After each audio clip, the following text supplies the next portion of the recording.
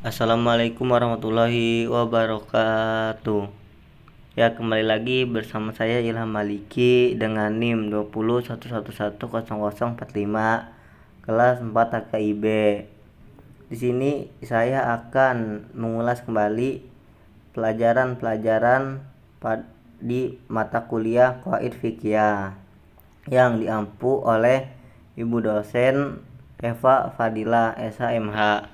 Pada video kali ini saya akan menjelaskan 3 materi.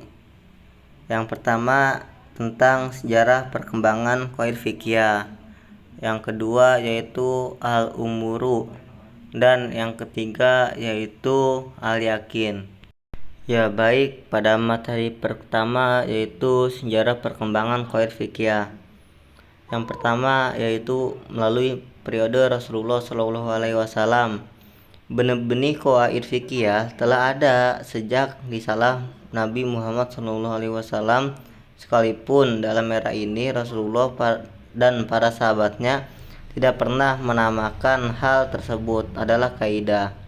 Namun dari pelafazannya ditemukan oleh ulama bahwa Rasul pun mengeluarkan kaidah, bahkan dari matan hadis yang beliau ucapkan. B. Periode sahabat.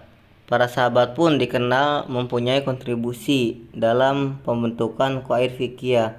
Lagi-lagi, sekalipun mereka tidak menamakan sebagai kaidah fikih dalam berargumen, namun ulama dengan ijmanya sepakat mengkategorikan jumlah riwayat para sahabat untuk menjadi landasan sumber kaidah, yaitu C. Periode tabi'in dan tabi'in. Seperti pembahasan sebelumnya, pada masa tabi'in ini masih terbentuk sama dengan apa yang dibahas pada masa sahabat, yakni lewat perkataan mereka yang nantinya akan diangkat menjadi Qawaid Fiqhiyah.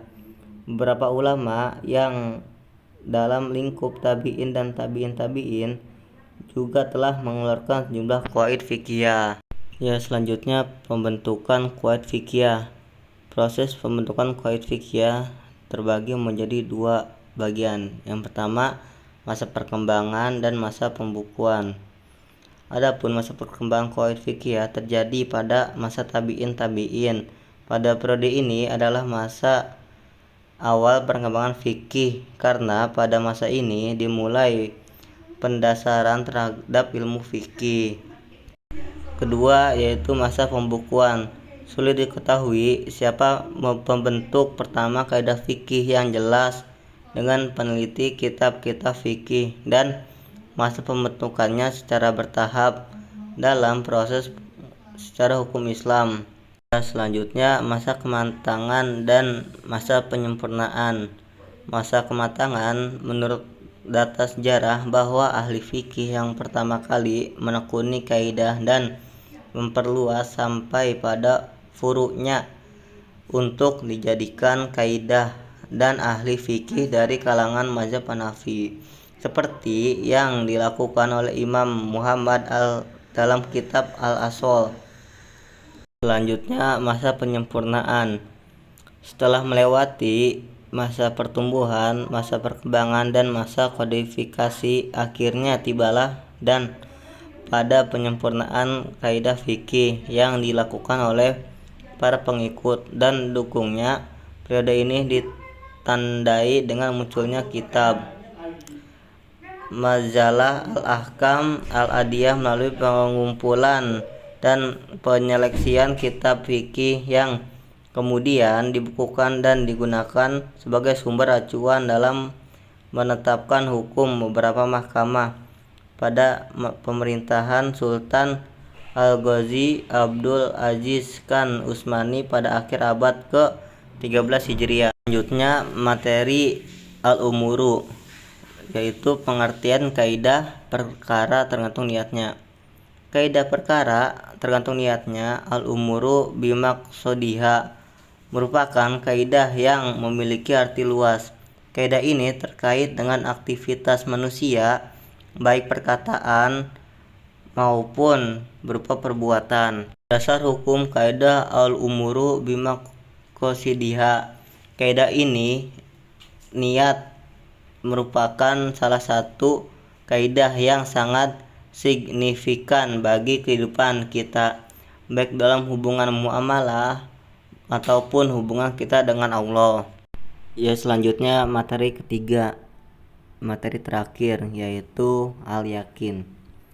Secara etimologis, yakin adalah sebuah ilmu pengetahuan yang tidak ada keraguan.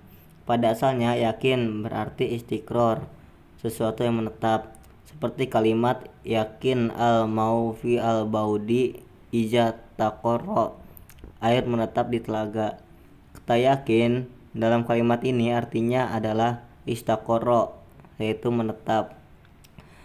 Qaid fikih atau kaidah fikih adalah kaidah atau dasar fikih yang bersifat umum yang mencakup hukum-hukum syara' secara menyeluruh, dari bagian bab, bagian dalam masalah-masalah yang masuk di bawah cakupannya. Dasar-dasar kaidah tentang keyakinan dan keraguan ini dibangun berdasarkan pada Al-Quran, hadis, dan akal, antara lain sebagai berikut.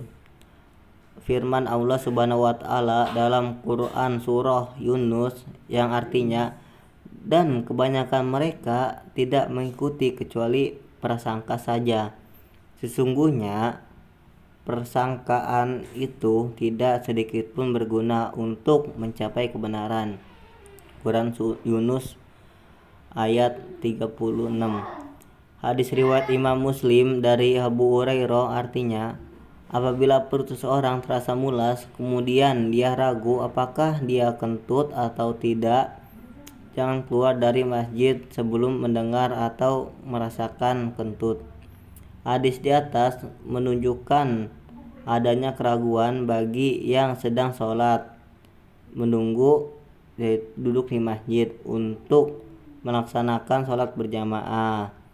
Secara logika, orang tersebut dalam keadaan suci, sudah berwudu, dan orang tersebut ragu apakah ia telah mengeluarkan angin atau tidak, maka ia harus dianggap suci, masih dalam keadaan suci, karena keadaan inilah yang sudah meyakinkan tentang kesucian sejak semula. Sedangkan keraguan itu baru timbul di kemudian. Oleh karena itu, orang tersebut tidak perlu berwudu lagi sebelum mendapatkan bukti berupa bunyi ataupun baunya. Hadis Imam Bukhari dari Abad ibnu Tamim dari pamannya berkata, Rasulullah SAW, kemudian Rasul bersabda, janganlah kamu membatalkan salatmu sebelum mendengar suara atau merasakan keluarnya angin. Menurut logika atau akal, yaitu keyakinan adalah lebih kuat daripada keraguan. Sebab di dalam keyakinan terdapat hukum qat'i, keputusan yang pasti, yang meyakinkan, yang tidak hilang oleh keraguan. Atas dasar pertimbangan itulah bisa dikatakan bahwa keyakinan tidak boleh dirusak oleh keraguan. Mungkin sekian penjelasan dari saya. Apabila banyak kesalahan kata pada video ini, mau dimaafkan yang sebesar-besarnya, karena di sini saya juga masih tahap belajar. Wallahu muwaffiq ila aqwamit thoriq. Assalamualaikum warahmatullahi wabarakatuh.